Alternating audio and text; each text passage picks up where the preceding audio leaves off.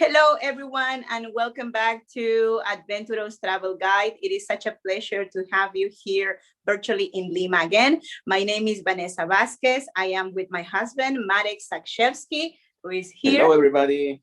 Nice to see you once again. And today we are going to surprise you with a cocktail class and an explanation about the Pisco, the national spirit of Peru. Exactly. So today we're going to be diverting you with some fun cocktails we are going to be preparing here in our house in Lima, Peru, from our kitchen. And we will try to help you to prepare these cocktails at home. They are not difficult cocktails, by the way, but they are very, very special for us Peruvians. They represent our history. They represent also the spirit of the Peruvians. So, well, hopefully you're going to be able to practice this at home and surprise your friends, your relatives with these cocktails. By the way, this session is something we do privately for different tour groups, for couples, for let's say universities. This is an activity we tailor-made for anyone. And if you would like to know more about how to book a session with us, just let us know, send us a message. I'm going to be leaving all the information in the comment section below. So, well, let's start with the experience. And now, Marek has moved to the other side of our gigantic house, because our house is like a palace. You will see it in a moment how big it is. Just let me give you an idea of, well, the house. So this is the house. We have the dining room over here, and we have the kitchen on the other side, where we are going to start doing all of these cocktails. Look at the ingredients we have. Marek is starting to add some ingredients, and we can also see, for example, the star of today. This is the Pisco. Now it's time to learn about the Peruvian cocktails we are going to be preparing. And these cocktails have been selected by Marek, number one, because they are very famous and also very delicious. Number two, because they are not difficult to be prepared. So I'm sure you will be able to make them in your house. You just need the right ingredients, and also you need the determination to try something different. So, well, let's continue with this class. Okay, let's do some drinks. I was a bartender for 5 years, and I know that the drinks are divided in 3 big groups: aperitifs, long drinks, and bus cafés. So we'll make one of each one. We will start with the long drink, the easiest one. We prepare a Chilcano. Here, it's my long glass. It's not so long, but it will work for us. Okay, so we put ice. This is a direct drink. Everything looks very green today, Marek. It's my favorite color. Yes, lots of green. So how many ice cubes, Marek? Here, 2/3 of the glass, more or less. 1/3 of the glass with Pisco. Maybe a little more generous. Of course, Marek. Marek is equal generosity. We add, the whisk here, half lemon. Half key lime, Marek. Lime, not half lemon, half yes. lime. Look at the difference between the limón criollo, that's the way how we call it in Spanish, quite small. Difference in comparison to the lemons, for example, of North America, which are much bigger. They are less acidic, and they can be even so far up here. I've never tried a North American lemon, but a little bit sweet could be. But in this case, they are completely acidic, the limón criollo, very, very powerful and tiny in comparison to the other ones. So, okay, Marek. And now we fill the glass with ginger ale. So ginger ale is something we can get pretty much everywhere around the world.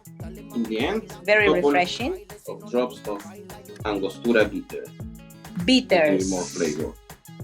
The bitters are made of what, Marek? A slice of lemon. Marek, ready. The bitters are made of what? Yeah, this bitter, Amargo de Angostura, you can find in stores of alcohol. It's originally from Tobago, from the Caribbean, and it's a concentrate of very bitter herbs that natives from Tobago use for stomach diseases. But during the colonial times, they discovered that it goes very well, for example, in salad or in drinks. You can drink with your drinks with rum also. It's a very, very good flavor that gives more flavors to the drinks and kill some flavors that you maybe don't want to feel. You know? And this is a Chilcano de Pisco. Oh, thank you, Marek. Muchas gracias. I will be doing the tough work of tasting all of the drinks for you and also letting you know what is the flavor of each one. You know, this is a really hard job. This is the job tour guides usually have to do, tasting things. Oh, it's so difficult to be me. Well, it's Sunday morning and I am starting with my first drink. So this is the Chilcano. Very refreshing. Also, it feels the lemon, the key lime actually feels really good. It's excellent, I think, for summertime. And soon it's going to be summer in North America, so in Europe. So this is a great drink for you if you want to have a little piece of Peru, you know, in a glass and enjoy it with your friends and relatives. Very easy to be made. Remember, the name of this cocktail is Chilcano de Pisco. Salud. Okay, so now we go to the second one. Aperitif. No, before you eat, you need an aperitif and something to activate your acids on your stomach. And here we can use the national drink of Peru, Pisco Sour. Okay, so for Pisco Sour, we need a shaker. If you don't have shaker, you can use a blender, but shaker preserves better the flavor. So what we need here? We need an egg. We need pisco. We need lemon. We need something else. Excuse me.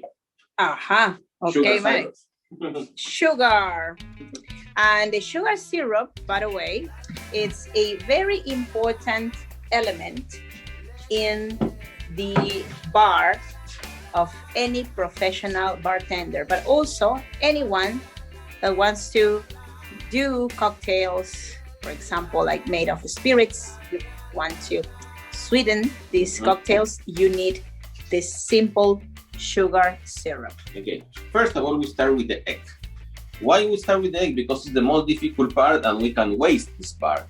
So if we put the egg at the end, we will waste everything. And if we waste here something, so we can throw up and start with another egg. So look at this. Open here. We will use just the white, not the yolk.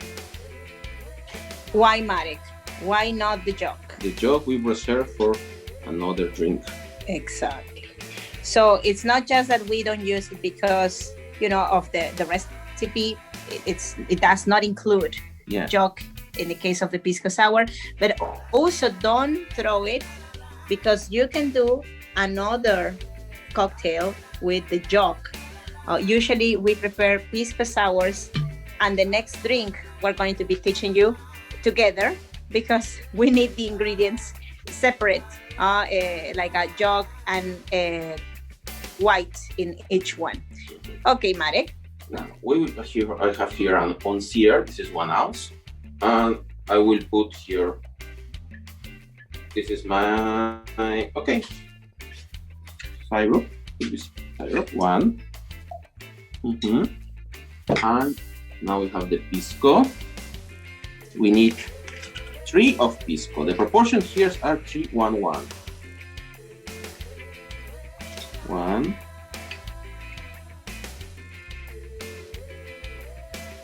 2,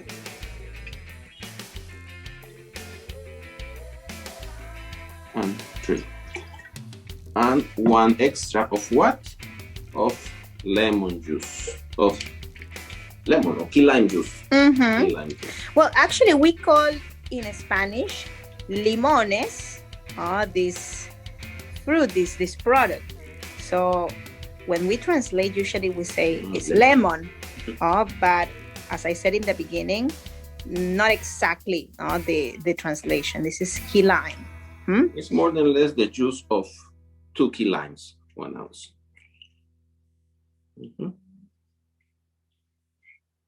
Very juicy also. The key limes here have lots of juice.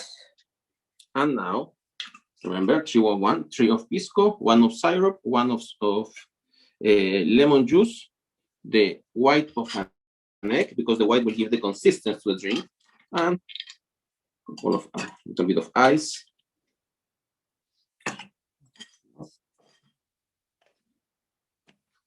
And now we start to shake. Okay. This is the fun part. You will hear in a moment how a foam will be formed in the shaker. The sound of the ice cubes will decrease. That's because of the foam.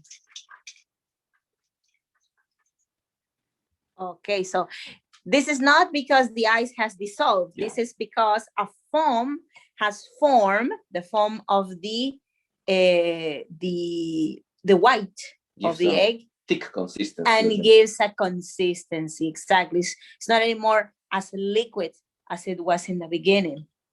And also, you can see how this foam is going to start to separate, go to the top of the glass, and it's going to have a really nice appearance, this Pisco Sour, with the foam on top and also below the actual drink. And Marek? For decoration, couple of drops of amargo. In this case, we use the amargo, of course, to complement the flavor and also to kill the smell of the white of the egg. The white of the egg is important because of the consistency. If we don't use the white of the egg, the drink will not have consistency. But sometimes for some ones can be smelly, so you can put the amargo de angostura. Exactly. Well, the amargo de angostura, as I said before, the bitter, is also a very, very important ingredient that you should have in your house. Not just because, it goes good with many different cocktails made in Peru, also because it is one of the ingredients in many famous cocktails that are made in different parts of the world. So the bitters. Okay, so this is how our Pisco Sour looks. And once again, Marek, I will have to do the hard work of tasting our Pisco. So it was very strong, right, Marek? 311.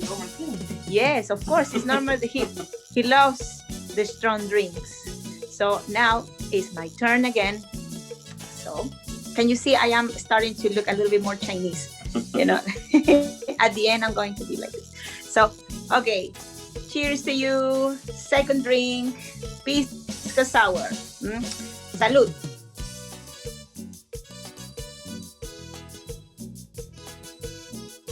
Really good, Marek.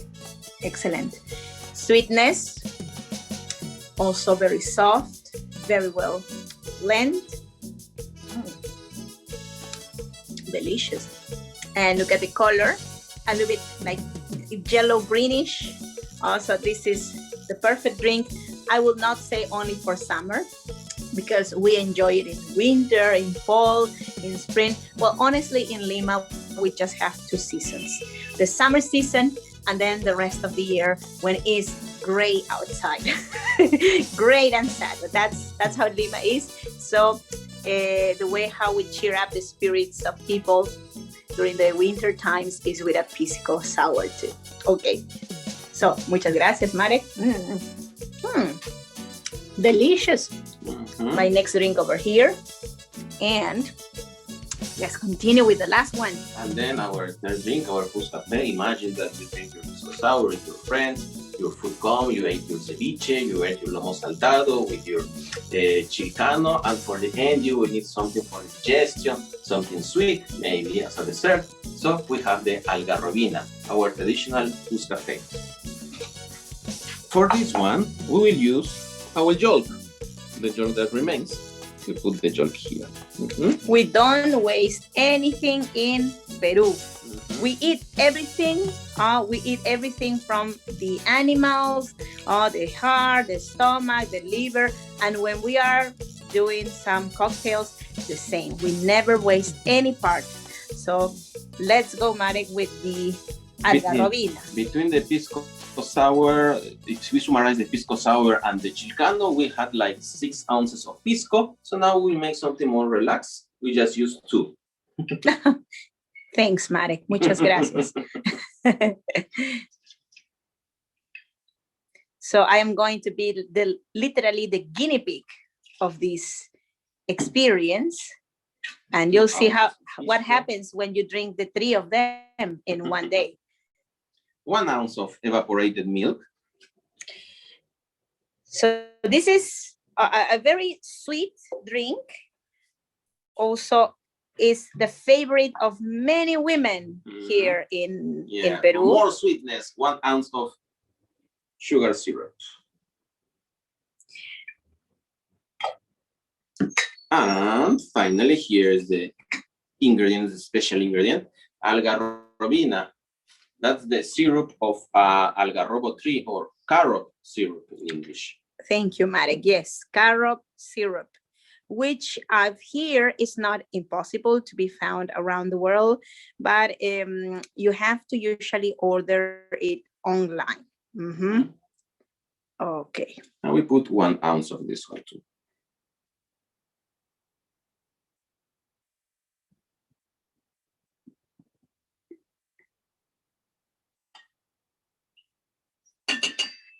Marek, the consistency of this drink is like, can you maybe compare it to another drink or cocktail that is famous?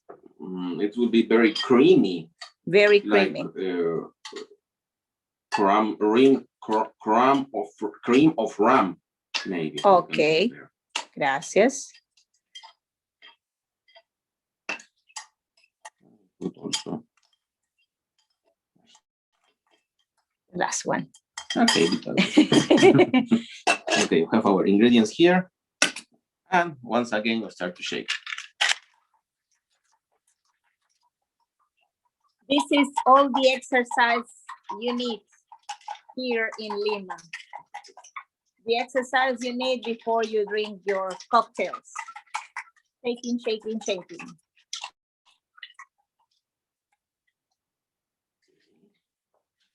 See the nice color of the carob syrup here. Ooh. And what's the decoration here? Amargo? No, because the amargo will change the flavor too much of the carob syrup. We have canela, canela molida. You know what's canela? Canela is cinnamon. Cinnamon powder. Just a little bit. And it's ready, our dessert. This is pretty much like a dessert. Yeah. It has the flavor of a dessert. And the calories of the dessert. Yes, exactly.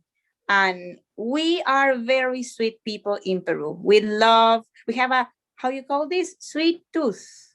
So everything has to be sweet. Even our wine, the wine we like the most in Peru is sweet, the Borgoña, for example. So we love this type of cocktails. Of course, that you can adapt them to your palate. If you don't like too much sweetness, you can maybe take a little bit of the amounts, the proportions. We have told you in terms of, for example, the sugar syrup, but this is the way how in the bars, the bartenders will prepare for you this drink. So now the best part of the experience. This is my breakfast, my breakfast of the weekends. So cheers, and let's have a little bit of this Algarrobina. Exactly. Delicious. Fantastic. This is very sweet. It is like a dessert indeed. There is a cocktail that comes in a bottle that has this Baileys. Is like a Baileys. Thank you, Mare. It is like a Baileys. If you know this drink and you like it, you should try this one. So salud. So let me show you all our 3 drinks. So just give me a second. I'm putting them aligned, and you can see that I haven't finished, but I'm going to be finishing a little bit later after we finish this video. So for last image, let me show you this. Here we have them, the Chilcano de Pisco Sour and the Algarrobina. So well, I hope you enjoy this video and you enjoy this activity, and also, well, if you would like to know more about the sessions we do here at home, just let us know. We will be delighted to guide you into the Peruvian cuisine, the Peruvian cocktail making, and from our house. So well, all the best to you. Thank you so much for watching this video, and hasta la vista. Ben Marek, come here. Muchas gracias. Thank you so much, and best to you all. See you soon on the next video. Bye-bye. Bye. Gracias. Ciao.